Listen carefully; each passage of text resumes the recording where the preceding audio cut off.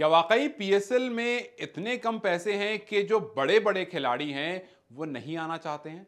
क्या वाकई PSL A grade के खिलाड़ियों को अफोर्ड नहीं कर सकता है?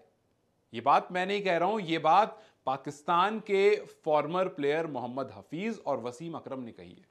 मोहम्मद हफीज और वसीम अकरम ने कहीं ना कहीं पीएसएल को पैसा शॉर्टेज लीक करके, हालांकि एग्जैक्टली ये लाइन नहीं बट इस तरह से डिफाइन करा है। उन्होंने कहा कि जो ओवरसीज प्लेयर आपको पीएसएल में दिखते हैं वो ए या बी कैटेगरी के नहीं होते हैं, वो सी कैटेगरी के होते हैं। और सी कैटेगरी से साफ साफ मतलब ये था कि आपको पीएसएल में वो खिलाड़ी दिखेंगे जो चाहे तो अपने टीम के साथ फिलहाल एसोसिएटेड नहीं हो और या तो फिर वो रिटायर्ड प्लेयर हो। मतलब चाहे तो डिस्कार्डेड या फिर रिटायर्ड। आपको इस एग्जांपल उठा करके देख लीजिए, आपको वो अटैकिंग प्लेयर्स नहीं दिखेंगे जो ए ग्रेड के होते हैं।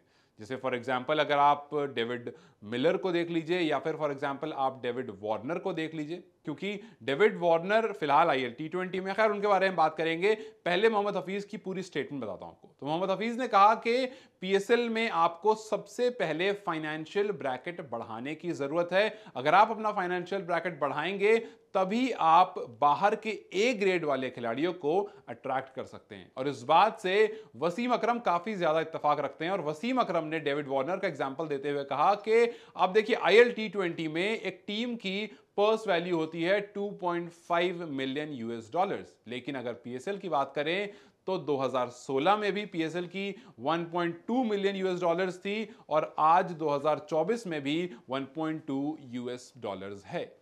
तो 1.2 मिलियन डॉलर्स अगर आपकी अमाउंट है, वार्नर अकेले आईएल टी20 में 0.5 मिलियन यूएस डॉलर्स ले रहे हैं।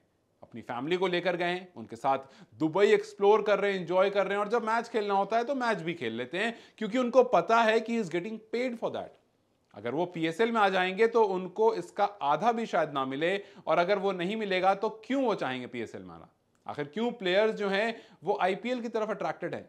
आईपीएल जैसी लीग ने क्या करा है कि 4-5 अलग अलग लीग्स में अपनी टीम खरीद रखी है। जैसे फॉर एग्जांपल आप आईएल टी20 में कुछ टीम्स को देखेंगे, आप एसए20 में कुछ टीम्स को देखेंगे और आप आईपीएल में कुछ टीम्स को देखेंगे, ये सारी की सारी सेम फ्रेंचाइज के अंदर आती हैं।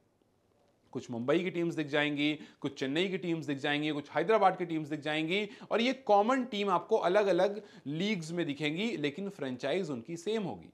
ऐसा करने से उन्होंने प्लेयर्स को साइन कराया सिर्फ एक लीग के लिए नहीं बल्कि लगभग 6 महीने के लिए।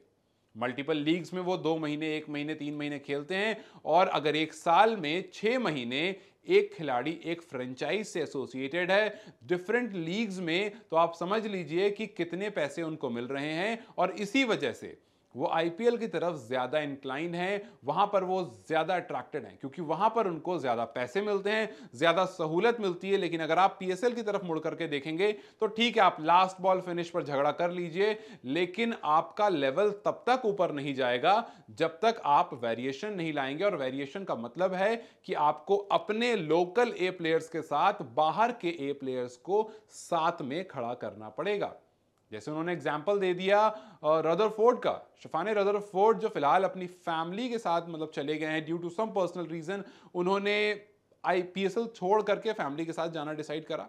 आप हेल्स का एग्जाम्पल ले लीजिए, आप पोलार्ड का एग्जाम्पल ले लीजिए। पोलार्ड फिलहाल अंबानी के घर शादी में आए थे, जी हाँ, लीग छोड़ करके वो शादी में आए थे क्योंकि उनको पता था कि वो उनके फ्रेंचाइज ओनर के घर की शादी है, वहां आना ज्यादा इंपॉर्टेंट है। उन्होंने पीएसएल का मैच छोड़ा, यहां आए, शादी अटेंड करी और फिर वापस जाकर के पीएसएल का मैच खेलने लगे।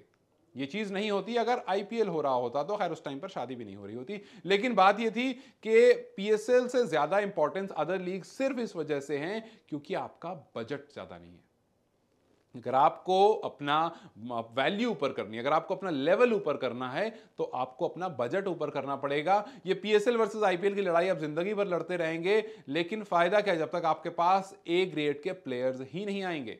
ये बात आप कह दीजिए कि हर दूसरे दिन आपको लास्ट बॉल फिनिश मिल रहा है, आपको एक नेल बाइटिंग मैच मिल रहा है, लेकिन आप जब एवरेज प्लेयर को लड़ाओगे तो ऐसा ही होगा। आप एक बार टॉप प्लेयर्स को लाकर देखो, वहां पर मिचेल स्टार्क का अमाउंट जो है वो शायद पूरी टीम का अमाउंट नहीं होता है।